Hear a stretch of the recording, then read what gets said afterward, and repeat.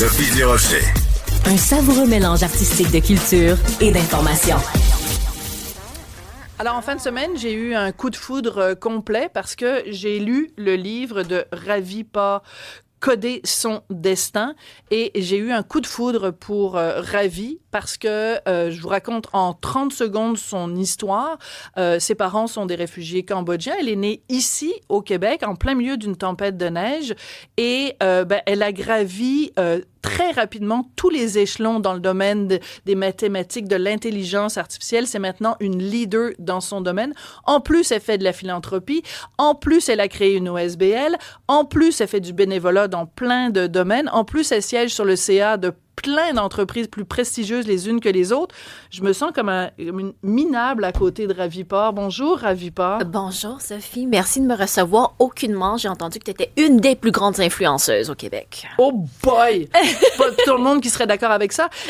Mais votre discours, Ravi Par, est tellement intéressant que plein de gens vous ont dit à un moment de votre vie, tu devrais raconter dans ton livre. Mais c'est pas un livre où vous vous lancez des fleurs, où vous dites, regardez comme je suis formidable, que j'ai fait ça vite. Au contraire, c'est vraiment de dire, si moi j'ai réussi, je veux inspirer d'autres gens à réussir, d'autant plus que vous êtes une femme, membre d'une minorité visible, issue d'un milieu défavorisé. Donc, c'est quoi votre secret? Pour ceux qui n'ont pas encore lu votre livre, comment vous arrivez, malgré ces trois éléments-là, à réussir dans un domaine, les technologies de l'information, qui sont plutôt masculines, plutôt blanches et plutôt riches? Je dirais que c'est vraiment les valeurs que mes parents m'ont partagées, et c'est des valeurs qui se retrouvent aussi au sein de la communauté québécoise, c'est-à-dire, c'est quoi le plus important à la fin de la journée? Donc, c'est une histoire de cœur, c'est une histoire d'entraide, c'est une histoire comment est-ce qu'on fait pour aider le prochain. Donc, je vous dirais que ça a toujours été ma sauce secrète. Est-ce que tu es passionné dans quelque chose? Oui, vas-y, fonce. C'est normal d'échouer, c'est normal de tomber, ça fait partie du processus.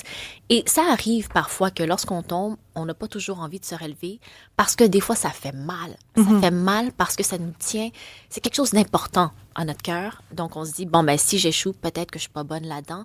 Mais moi, c'est plutôt, tu sais quoi? OK, on se relève les manches. On se relève les manches. Il y a d'autres chemins alternatifs. Mais c'est fascinant parce que vous racontez dans le livre, donc, vers 7 ans, donc, vous commencez l'école et vous parlez pas du tout français parce que vos parents travaillent très fort. Vous êtes élevés, beaucoup avec des oncles et des tantes qui sont pas vraiment des oncles et des tantes, mais peu importe. Donc, en cambodgien. Et là, vous parlez mieux le langage des mathématiques que le français. C'est quand même assez fascinant. Oui, moi, j'ai grandi dans des blocs en Basse-Ville, à Saint-Sauveur, à Québec. Et puis, c'était vraiment se faire garder par la diaspora. Mais aussi, j'avais des voisins, des Québécois, et puis je me suis fait garder par eux autres. J'ai appris la culture québécoise à travers la nourriture, les patates pilées, la musique québécoise aussi. Dans ma tête, lorsque j'étais enfant, Pleure dans la pluie de Mario Pelcha, c'était une chanson qui était heureuse. Okay. Mais je comprenais pas les paroles. Dans la pluie. Exactement. Ouais, c'est ça. Donc, c'est avec le temps que j'ai appris, mais c'est vraiment par mimétisme à l'école, à la maternelle que j'ai appris. Puis, à un moment donné, ils m'ont dit, tu sais quoi, il faudrait que Ravi aille voir l'orthopédagogue parce qu'on on voit qu'elle copie présentement. Et puis, finalement, c'était pas un retard d'apprentissage, c'était vraiment juste, je ne comprenais pas encore la langue. Mais c'est fascinant parce qu'aujourd'hui, évidemment, vous êtes un exemple de réussite. Je le disais tout à l'heure, vous êtes membre de CA de plein d'entreprises, d'organismes. Donc, votre connaissance du français est absolument exceptionnelle. Et en même temps, en lisant le livre, on se rend compte que tout ce que vous analysez, vous l'analysez comme une spécialiste des données. Tout est un data et vous faites même des équations pour le succès. Tout passe à travers un algorithme. On a l'impression que dans votre tête, c'est comme un ordinateur qui fonctionne tout le temps. Je crois que le livre de la vie est écrit en mathématiques, mais je sais que plusieurs personnes vont pas être d'accord. Mais oui, c'est beaucoup en base de données. C'est très matriciel. J'adore les bases de données, que ça soit dans différents fichiers, différents formats, Excel, JSON, etc. Mais c'est de cette manière-là que j'intègre l'information. Et puis, bien sûr, je suis un humain, donc c'est limitatif qu'est-ce que je suis capable de faire et d'ingérer de l'information. Donc, c'est pour ça que je vais utiliser beaucoup des équations, de la programmation. Dans le livre aussi, j'en parlais que j'ai commencé à programmer à un jeune jeune âge parce que c'est quelque chose qui me plaisait beaucoup. Et même maintenant, pour être capable d'analyser l'information rapidement, c'est une des façons que j'utilise vraiment avec la science de données, avec la valorisation des données pour prendre des décisions plus rapidement. Alors, je vous ai dit, quand je vous ai accueilli, qu'il y avait 2 passages dans votre livre qui m'ont particulièrement touchée. Puis je vous ai dit, peut-être que vous allez réussir à deviner. Vous n'avez pas deviné. Alors, il y a un passage où vous parlez du courage. Vous dites, quand je parle de mon parcours, on me dit souvent que je suis courageuse. Sur mon échelle à moi, le courage, c'est fuir un génocide comme l'ont fait mes parents. Sont vraiment des résilients, vos parents. C'est une histoire de vie absolument incroyable. Et c'est vrai que survivre à un génocide, refaire sa vie dans un autre pays, commencer au bas de l'échelle, ça, c'est du vrai courage. Pour moi, c'est du courage parce que je me dis, si c'est une échelle de 1 à 10, puis j'en parle aussi, mon échelle d'émotion et de courage de 1 à 10, ben moi, je me trouve en bas de 5. Mes parents sont à 10. Ils ont traversé un pays à pied du Cambodge en Thaïlande, dans la jungle, rempli de mines antipersonnelles en à peu près 1 an. Ils sont restés dans des camps de réfugiés pendant presque 3 ans. Et puis, ils ont tellement cette résilience-là face à la vie, les choses qui sont importantes. Mes parents, c'est pas le prestige, c'est pas le rayonnement. Une petite anecdote, même lorsque j'avais gagné la médaille pour les bénévoles de la gouverneure générale du Canada, ils m'ont dit, ça, là, ce bout de métal-là, est-ce que ça va te donner des vacances? Est-ce que ça va t'aider? Est-ce que tu peux, entre parenthèses, le vendre? Qu'est-ce que ça t'amène alors? C'est très drôle. Puis c'est marrant parce qu'à un moment donné, vos parents, évidemment, ont cette mentalité aussi asiatique et aussi de gens qui refont leur vie. Il faut rien gaspiller. À un moment donné, ils vous mettent une pomme dans votre boîte à lunch, vous la mangez pas, vous vous faites chicaner par votre père. C'est vraiment extrêmement inspirant. Donc, Cybèle, tu voulais... J'avais une question qui est exactement là où vous alliez présentement. Étant donné que vos parents sont arrivés ici pour s'en sortir, puis vous, en espérant vous donner une vie meilleure aussi. C'est quoi la pression que vous avez en lien avec ça? Parce que, tu sais, là, vous avez parlé de vos valeurs, comment ça allait bien, mais est-ce que c'est lourd à porter comme futur à transposer maintenant? À l'âge de 9 ans, mes parents m'avaient dit que ça allait être moi qui allait s'occuper de la famille. J'ai absolument rien compris. Puis je me suis dit, j'ai une grande sœur. Je comprends pas qu'est-ce que ça veut dire.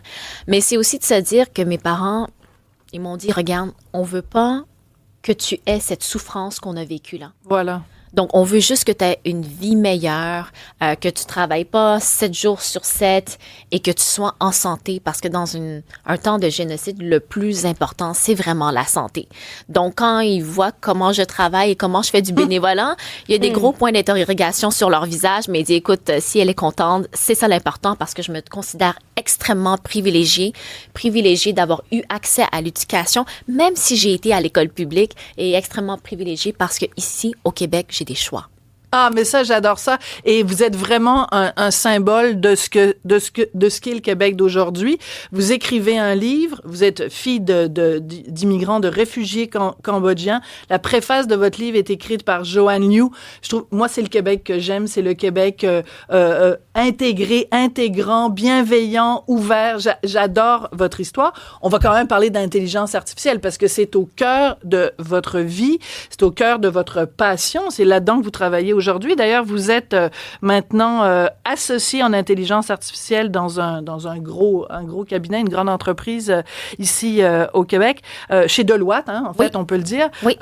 Vous avez vraiment comme passion de démystifier l'intelligence artificielle. Vous dites à un moment donné, en entrevue au magazine Les Affaires, l'intelligence artificielle, c'est comme un marteau. Oui. Pourquoi c'est comme un marteau? Avec un marteau, on est capable de construire une maison, une architecture, etc.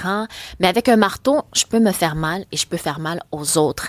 L'intelligence artificielle, c'est vraiment une méthodologie scientifique et une technologie qui est extrêmement puissante. Alors, lorsqu'elle est utilisée à bon escient, on peut l'utiliser au niveau de la santé, au niveau de l'environnement, l'éducation. Mais lorsqu'elle est mal utilisée, je crois que ça peut être un effet aussi qui est dévastateur. Donc, d'ailleurs, vous avez co-signé, à un moment donné, il y a quelques années, Yoshua Bengio, qu'on connaît bien, évidemment, aussi. Vous faites partie des gens qui avaient signé cette lettre en disant, attention, il y a aussi des dangers à l'intelligence artificielle. En même temps, dans votre livre, il y a vraiment un plaidoyer où on comprend à quel point, à tous les niveaux, dans le domaine de la santé, dans le domaine des entreprises, quand on met facteur humain plus intelligence artificielle, c'est 1 + 1 = 3. Oui, parce que en fait, on l'utilise énormément. Le but, c'est vraiment de sauver du temps. On sauve en efficacité, en efficience. Et il y a des tâches sur lesquelles, exemple, vous et moi, on peut se dire, peut-être que rédiger, mettons, une phrase très, très, très sensible, je peux peut-être aller voir comment l'IA générative peut l'optimiser, puis considérer certains éléments de la phrase sans copier-coller mot pour mot. Donc, je crois que ça peut vraiment aider. C'est comment les gens l'utilisent. Les gens l'utilisent beaucoup au niveau de leur vie personnelle. Donc, on a un 69%, selon les statistiques qui ont été partagées à l'événement public numérique le 18 mars passé. Les gens l'utilisent beaucoup plus au niveau de leur vie personnelle qu'au travail. Donc, c'est important dans un milieu comme le travail, avec un impact sur la société, sur les citoyens, d'encadrer l'intelligence artificielle. Vous dites même dans le livre, il faudrait une loi. Il y a présentement un projet de loi, le projet de loi C-27, oui. Et c'est pour ça que j'avais signé aussi en 2022 avec Yoshua Bengio et Valérie Pisano et j'en passe. Mais c'est vraiment pour accélérer le processus et de dire, il faut encadrer. Donc, qu'est-ce qui peut se faire et qu'est-ce qu'il faut faire attention aussi face aux algorithmes dotés en intelligence artificielle? Mais moi, j'avais une petite question pour toi, Sophie. Ah, ben oui. Comment tu utilises l'intelligence artificielle? Je l'utilise. Enfin, je sais, c'est un piège que vous me tendez parce que c'est là, pas un piège. l'animatrice va répondre. Non, je vais répondre jamais. Puis là, vous allez me dire, non, Sophie, à chaque fois, tu utilises ton cellulaire pour faire ci, pour faire ça. Tu l'utilises, c'est ça? Oui. Mais l'IA générative, est-ce que tu l'utilises? Moi, j'ai fait faire ma figurine avec Starter Pack, là, Oui. avec la petite figurine. Puis dans le fond, je me rends compte que c'est une bêtise parce que là, ChatGPT sait c'est quoi ma face. Oui. Puis elle sait que je suis pour l'indépendance du Québec, fait que je suis faite. Oui, t'as donné de l'information de façon gratuite. On devrait jamais ça. Il faut lire les termes et les conditions d'utilisation. Jamais fait ça. Mais j'avoue que lorsque j'utilise certaines plateformes, moi, je suis pas avocate. Alors, ça devient compliqué pour certains éléments. Exactement. Donc, faut le vulgariser. Mais il nous reste 1 minute. Dans votre livre, vous dites aussi, Ravi, que il faut que les entreprises québécoises intègrent la bonne intelligence artificielle parce que sinon, dans d'autres pays, d'autres entreprises qui, elles, l'ont déjà intégrée et profitent de ses bienfaits, vont nous dépasser. Donc, il y a vraiment une urgence d'agir. Il faut arrêter d'avoir peur aussi de l'intelligence artificielle. Oui, parce que présentement, je dirais que c'est beaucoup la démystification. À quoi ça sert l'intelligence artificielle? Donc, autre le fait, comme on sait, l'utilisation de l'IA générative comme des Gemini et des ChatGPT de ce monde, comment est-ce qu'on peut l'appliquer au niveau des organisations? Comment est-ce qu'au Québec et au Canada, on peut rester compétitif? Parce que l'IA, elle est là pour rester et elle est là pour s'accélérer. Donc, tout le monde est en train de l'intégrer pour être capable d'analyser et de générer de l'information beaucoup plus rapidement. Je vous fais une promesse, Ravi. À partir de maintenant, à chaque fois que je vais avoir besoin de quelqu'un pour se prononcer sur un dossier qui a à voir de près ou de loin avec l'intelligence artificielle et les technologies de l'information, au lieu d'utiliser un monsieur blanc de plus de... Non, ça n'a rien à voir. Ça n'a rien à voir. Ça va me faire extrêmement plaisir de faire appel à vous parce que vous êtes extrêmement compétente et que vous êtes une super bonne communicatrice. Je pense que si la petite Ravi de 7 ans pouvait voir à quoi ressemble la Ravi de 35 ans, je pense qu'elle serait extrêmement fière. Je crois qu'elle aurait de la misère à le croire. Voilà. Merci beaucoup, Ravi Port. Je rappelle que votre livre est publié aux éditions K.O. Et c'est Coder son destin. C'est vraiment un très bon titre. Et je me demandais quelle couleur vous alliez porter aujourd'hui. Le jaune vous va à ravir. Juste pour vous. Ah, ben ça, c'est gentil. Merci.